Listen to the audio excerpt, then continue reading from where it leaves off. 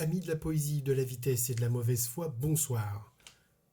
Bienvenue sur Red Flag, la seule chaîne YouTube vegan, LGBT, non-binaire, sans bisphénol A, sans parabènes et sans gluten, qui sent la sueur, le pneu cramé et l'essence sans plomb, qui ne vit que pour la F1 et qui ne parle que de F1. Cette année, on se parle après chaque Grand Prix pour décortiquer l'actualité de la F1. En 2023, l'actu de la F1, c'est sur Red Flag.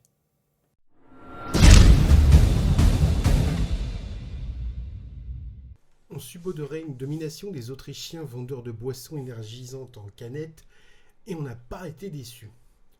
Une fois passés les 200 premiers mètres et leur menace italienne, le double champion du monde en titre s'est offert une promenade de santé dominicale paisible à l'abri des caméras de télévision.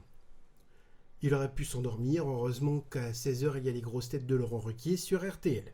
Une course de leader soporifique pour le téléspectateur, jouissif pour l'armée orange, rageante pour les fans de Lewis Hamilton, et pourtant menée de main de maître par le prodige brésilien par Max Verstappen donc.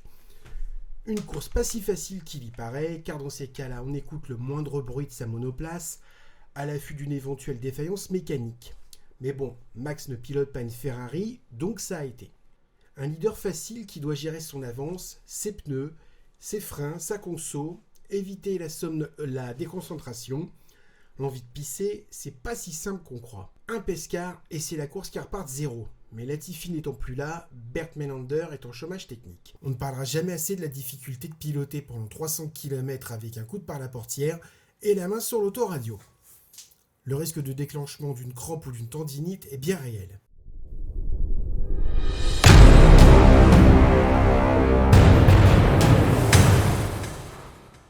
Quid de la catégorie inférieure ?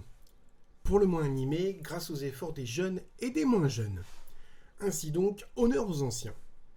Dans leurs autos respectivement d'un beau vert métallisé et d'un sombre noir carbone, Fernando Alonso et Sir Lewis Hamilton nous ont offert un spectacle digne d'un concert de Rolling Stone, eux qui ont peu ou prou le même âge cumulé que les musiciens du plus vieux groupe de rock du monde.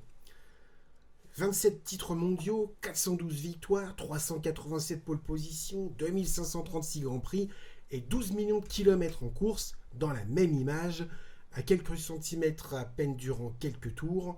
Les deux papis du Muppet Show nous en ont donné pour notre argent.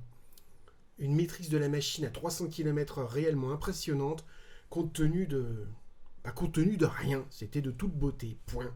Incroyable ce pilote espagnol qui, passé l'âge de la retraite macronienne, en redemande encore, jamais rassasié, et qui semble apprécier sa monture à sa juste valeur, lui qui a son portrait sur le capot moteur de la Red Bull. Olé donc. On aura une courte pensée pour le regretter Sébastien Vettel, qui, à genoux devant sa télévision, les cheveux trempés par la sueur et les bras en croix, adresse au baiser du drapeau à damier une supplique à la Vierge Marie. Son épouse aura eu la bonne idée d'aller promener chiens et enfants pendant la durée du supplice du Grand Prix. Un autre qui ne laisse pas sa part aux chiens, c'est l'homme au nez percé, habillé comme ces rappeurs qui portent l'horloge de la gare de Lyon autour du cou, et qui se permet de dominer un équipier qui n'était pas né quand lui-même est arrivé en F1.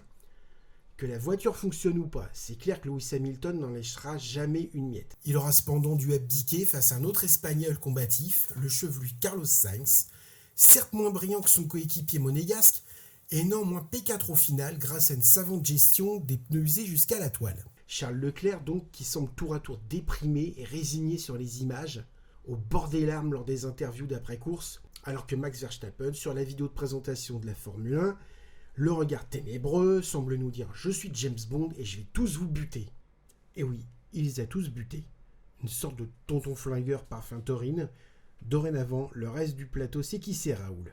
A commencer par Monsieur Ferrari fils, dont le regard désespéré n'est pas sans évoquer mon chien quand je mange un pain au chocolat. Et Toto Wolff, dont le patronyme de tondeuse à gazon ne l'empêche pas de prendre des antidépresseurs en perfusion depuis que le team AMG Petronas a adopté le concept du zéro ponton.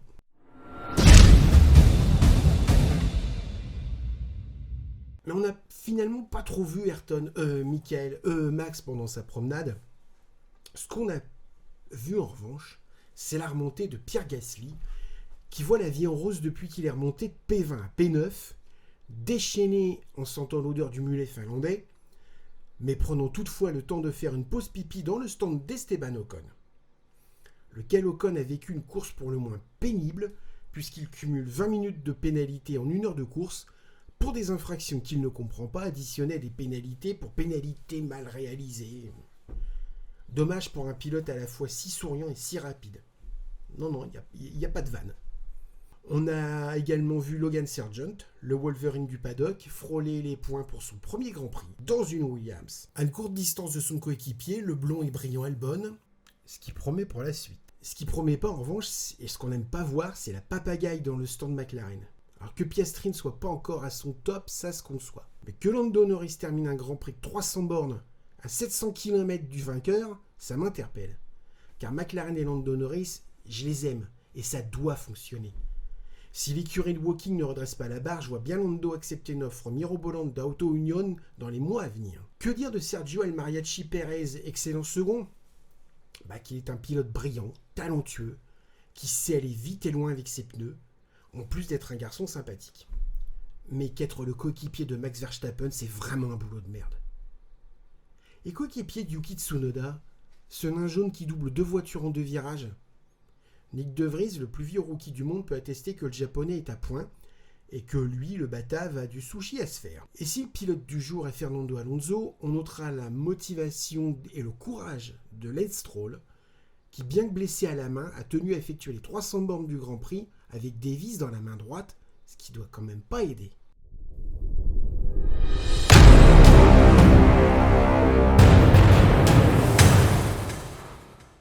Quels enseignements tirer de ce premier opus de la saison 2023 ? Que certains sont fin prêts, certains pas tout à fait, et d'autres pas du tout. Et pour ceux qui sont loin du compte, la saison pourrait virer au cauchemar. Ça va être très long. On ne pensait pas que Mercedes serait capable de se louper, qui plus est 2 fois de suite.